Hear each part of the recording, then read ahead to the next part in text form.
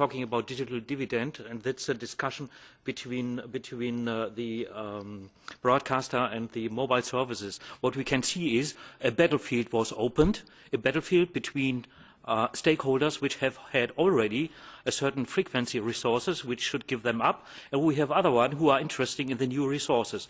What we have a common understanding that the frequencies are very important and very costly and very interesting. Nevertheless, I'm missing something, something which was also mentioned, especially from our colleagues from Slovenia. We have, as an industry in general, we have a problem with the administrations, with the European administrations. Let me say that in a certain way a little bit challenging, because we have in CEPT 47 countries. We have in the European Union 27 countries.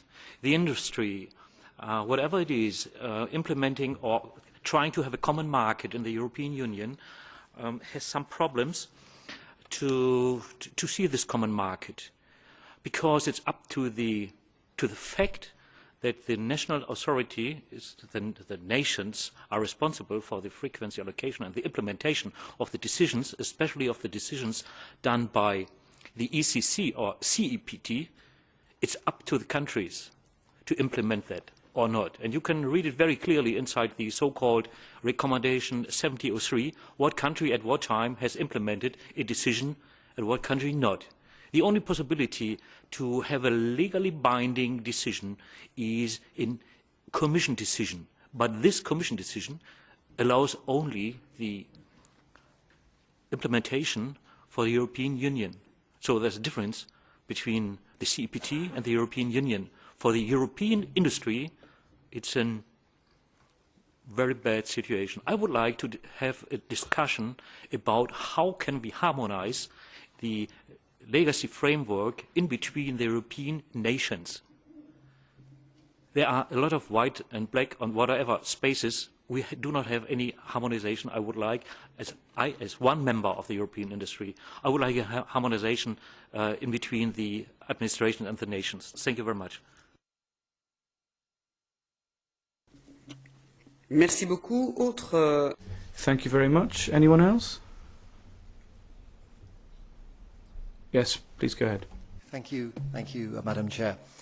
Andrew Sterling, representing Microsoft. Just want to highlight the fact that we shouldn't forget capacity in white spaces before we start clearing more of the interleaf spectrum. That capacity is already available there, and it's subject to us agreeing some sharing criteria which could unlock it. Now, it's very important to, in our considering the digital dividend, to make sure there's allocation for license-exempt use of spectrum as well as license use of spectrum. That's a complementary thing. It's on a non-exclusive basis, which allows new entrants to enter new technologies, new business models. Just for an example, BT's Open Zone service based on Wi-Fi is now, I believe, encompassing 1 million hotspots. It's also an important space which we can use to help deliver cost-effective broadband access to underserved areas, rural areas particularly, but also some parts of towns which are not well served. And this can benefit from the global scale of the white spaces technology, the TV white spaces technology, which has applications everywhere. We also see the need for TV services to be maintained and enhanced, and we see broadband as a key way of doing that, enabling, for example, HD-ready home networks with the new white spaces. And Wi-Fi clearly has its limitations at present, so we need to be thinking about the next generation. So, borrowing a phrase from Google, let's bring on the steroids.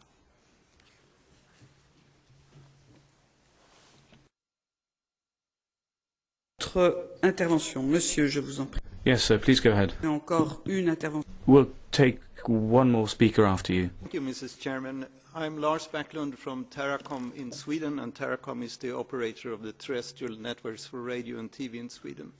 Teracom is also a member of the newly created organization Broadcast Networks Europe, which now gathers almost all the terrestrial operators in Europe.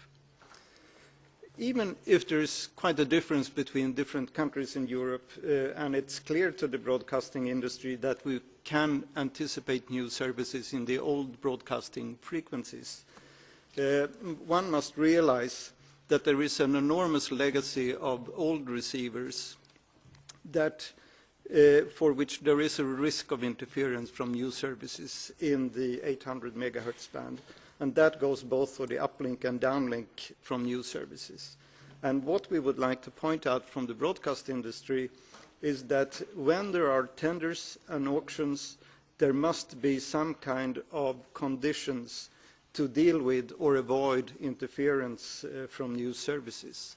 So we would like to stress auctions and tenders should include conditions to deal with or avoid interference from new services.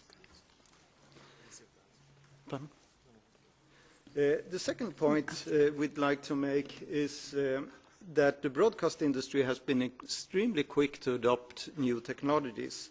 We did the digital switchover from analog to digital, and now we've also done in several countries also the switch to MPEG-4, and in some countries like in ours, we're also going to DVB-T2 to enhance spectrum efficiency and services. But when talking about migrating technologies, I think one must remember that we can only ask consumers to switch technologies and invest in new equipment when we can offer new services. So when we introduce HDTV, video on demand, or things like that, it's the time to request from consumers to invest in new equipment.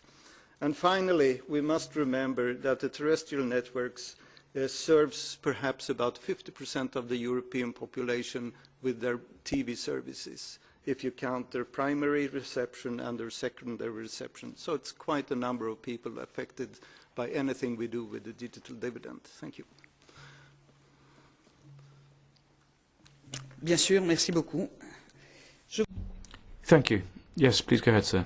Thank you. Graham MacDonald from Intel. I think addressing the point regarding broadband throughout the European Union, I think we need to look at the actual bandwidth that is available within the digital dividend. I mean, it has great propagation characteristics, it has good in-building penetration characteristics, it is great for additional voice capacity, but if you are deploying a truly broadband network, then you need access to spectrum that has significant large channel widths. And if you look at, irrespective of the technology, whether it's LTE or WiMAX or indeed any other technology, you're looking at channel widths that are 10 or 20 megahertz or above. I mean, minimum spectrum requirements for a broadband network probably 3, 4, 5 years ago was looking at kind of 30 megahertz as a minimum. We're now looking at 60 megahertz or more.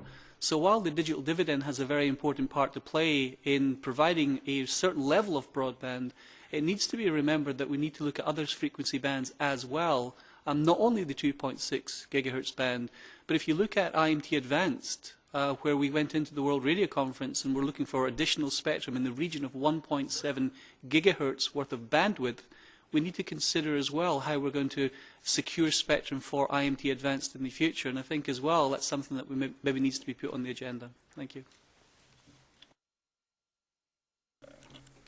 Merci beaucoup. Thank you very much. Thank you very much for those last comments from the floor. I'm going to hand the floor to Mr. O'Donoghue to reply on the part of the Commission. I'd just like to check first that no Member States would like to intervene before we hear the concluding remarks, because when Mr. Byrne is going to be speaking tomorrow to to say something more about the content of our workshop, and together with Mr. Dufresne. That's tomorrow. But if there are any Member States who'd like to take the floor, otherwise I'd like to hand the floor to Mr. O'Donoghue. Thank you very much, Madam President. If I could respond briefly to some of the points that have been made. Obviously, the Commission is mostly wanting to hear the views of different stakeholders. Some of the points have been made have been in contradiction to other views. We are, of course, well aware of those contradictions. But just so that the position that the Commission has taken and the direction in which the Commission wants to go in the future is clear. First of all, with regard to the 800 megahertz decision, I must stress again that this is something which the Member State will be free to decide whether or not they can and wish to open up the band at this stage for technologies other than broadcasting. And that allows us together not to leave anybody with the problem on their own, but to tackle the problems that of interference that have been raised, that we are aware of and that we are working. And I'm sorry that it's consider that we are not taking